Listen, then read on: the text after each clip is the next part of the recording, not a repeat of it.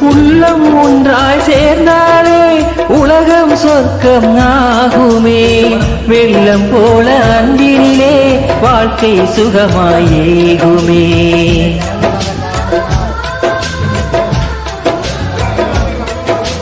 திருமறையின் வழி நடந்து இறைவன் அருளில் வாழ்ந்திட அருள் நபியின் ஆசியிலே சுகமே எங்கும் சூழ்ந்திட உங்கள் அன்னையின் தந்தையின் உள்ளம் பேணிடுவீர் நலமே காணு